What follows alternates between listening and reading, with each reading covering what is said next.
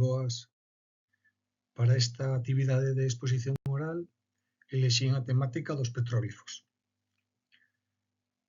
Describiremos brevemente o que son e explicaremos os actos vandálicos que sufriron particularmente os de Campo Lameiro.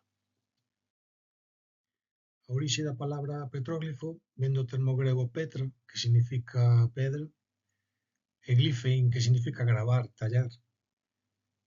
Son manifestacións de arte rupestre gravada en pedra, que atopamos no período neolítico que vai dende o 10.000 ata o 3.000 a.C.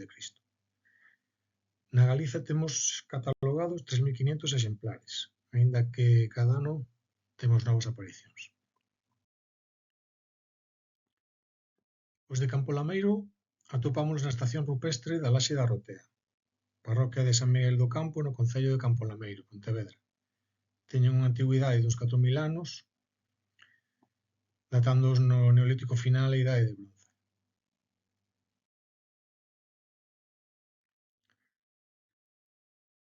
As temáticas destas expresións artísticas solen ser recurrentes.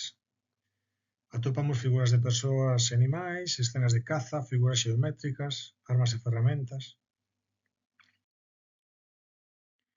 Aínda que o seu significado pois é difuso, non podemos afirmar con rotundidade o que pretenden expresar. Si existen posibles teorías de que intenten expresar rituais, de que se trate de rexistro de actividades e escenas cotidianas, simboloxía concreta ou incluso poder e estatus social, mas non podemos afirmalo con rotundidade. De aí tamén reside, na miña opinión, un pouco a maxia destas expresións artísticas. Nin que dicir ten o valor cultural, patrimonial e científico que poseen. No ano 2021, uns descoñecidos dañaron varias das presentacións utilizando pedras abrasivas. Como podemos ver nas fotografías, algúns desalmados dañaron todo o contorno rozando con as pedras e danando o petroglifo. Aí vemos dous exemplos, nunha de forma geométrica e noutra na representación do cero.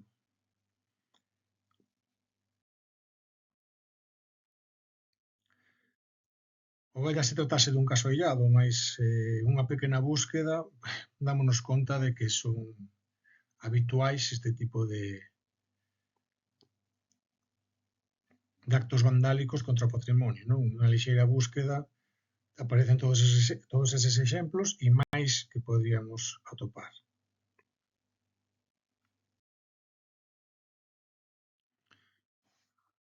Sobre futuras solucións, volvemos a recurrir á mesma solución de sempre. Necesitamos dunha educación que se transmita á cidadanía e poñer en importancia o valor do seu patrimonio. A necesidade de pôr en valor o noso entorno que nos faga apreciar e entender o pasado, conectar e respetar.